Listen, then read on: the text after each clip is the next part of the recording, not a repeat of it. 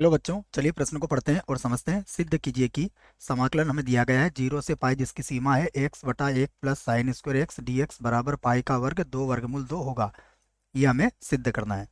प्रश्न को हल करने से पहले हम प्रश्न के लिए मुख्य अवधारणा लिख लेते हैं। तो प्रश्न के लिए मुख्य अवधारणा जिसकी सहायता से इस प्रश्न को हल किया जाएगा।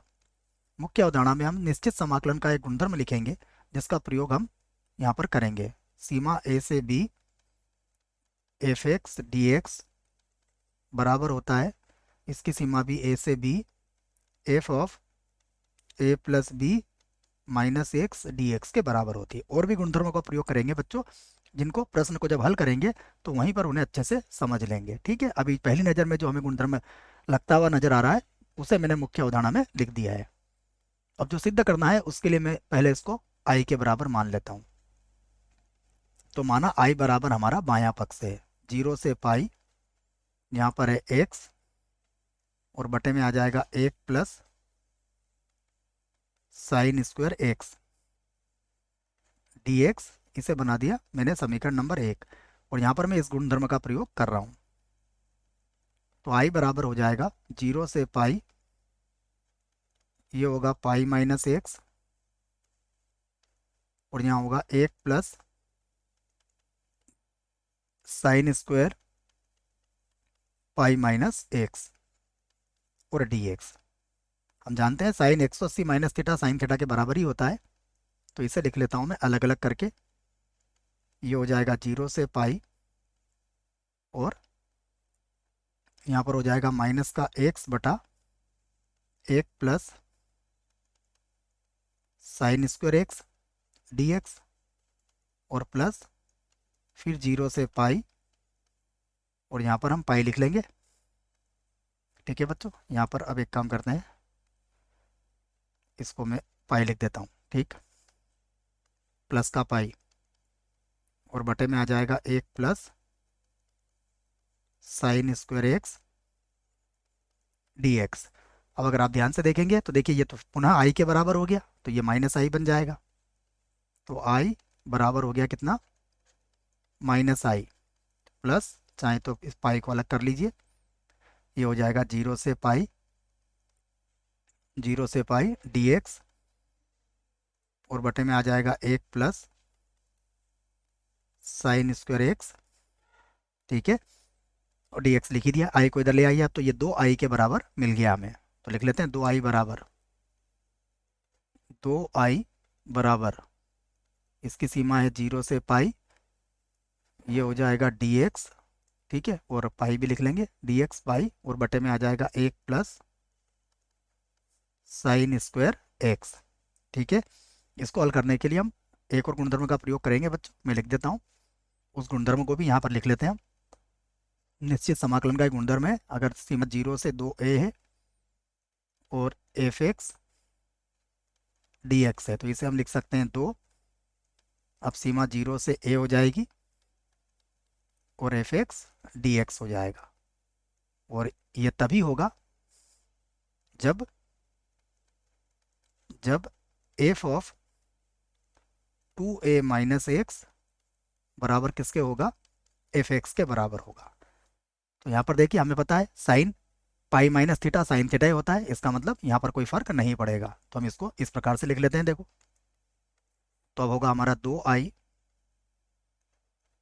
बराबर, पाई को बाहर ले लेते हैं तो ये हो जाएगा 2 पाई और यहाँ पर 0 से अब सीमा कितनी हो जाएगी, पाई बटा 2 और ये हो जाएगा डी एक्स बटा 1 प्लस, ये हो जाएगा साइन स्क्वायर एक्स। यहाँ 2 से 2 आप काट सकते हैं। जब आप 2 से 2 काटेंगे तो ये मिल जाएगा हमें आई बराबर, ये हो गया पाई, इसकी सीमा हो गई 0 से पाई बटा 2 और डी एक्स। हम पता है अगर हम चाहें तो एक को क्या लिख सकते हैं हम, sine square x plus cos square x, ये एक के बराबर ही होता है। तो sine square x plus cos square x plus का फिर से आ जाएगा साइन स्क्वायर एक्स। ठीक है, ऐसा भी कर सकते हैं या फिर साइन को 1/कोसेक लिख के भी इसको हल करके आ जा सकता है। तो अभी तो हमने ऐसा ही कर दिया है इसको। तो आई बराबर, ये हो जाएगा पाई सीमा है इसकी 0 से π/2, ये हो जाएगा dx, और यहाँ मिलेगा आपको 2 sin² x प्लस cos²x। ठीक है, तो यहाँ से देखो cos² x को आप आसानी से कॉमन ले सकते हो, तो मैं लिख देता हूँ I बराबर पाई, सीमा है 0 से π/2, और dx, यहाँ से मैंने क्या करा, cos² x को कॉमन ले लिया। तो जब cos² x को कॉमन लोगे तो sin/cos कितना होता है, 10। तो ये हो जाएगा 1 + 2 tan² x बन जाएगा। cos ऊपर जाएगा तो sec बन जाएगा, ये भी हमें याद है। तो I बराबर होगा पाई, सीमा जो है वो 0 से π/2 है, ये हो गया sec² x dx, और बटे में कितना आ गया, 1 + 2 tan² x। ठीक है, अब हम यहाँ पर प्रतिस्थापन का प्रयोग कर सकते हैं बच्चों। तो मैं प्रतिस्थापन लगा देता हूँ यहाँ पर, मान लेता हूँ, माना। देखिए यहाँ पर हम सूत्र बनाएंगे तो tan x को हम मान सकते हैं यहाँ पर t, या फिर चाहे तो कंप्लीट इसको भी मान सकते हैं ना, tan x को भी मान लेते हैं बच्चों। तो tan x बराबर मैंने t मान लिया। अब अगर tan x बराबर t माना तो सीमा चेंज होगी।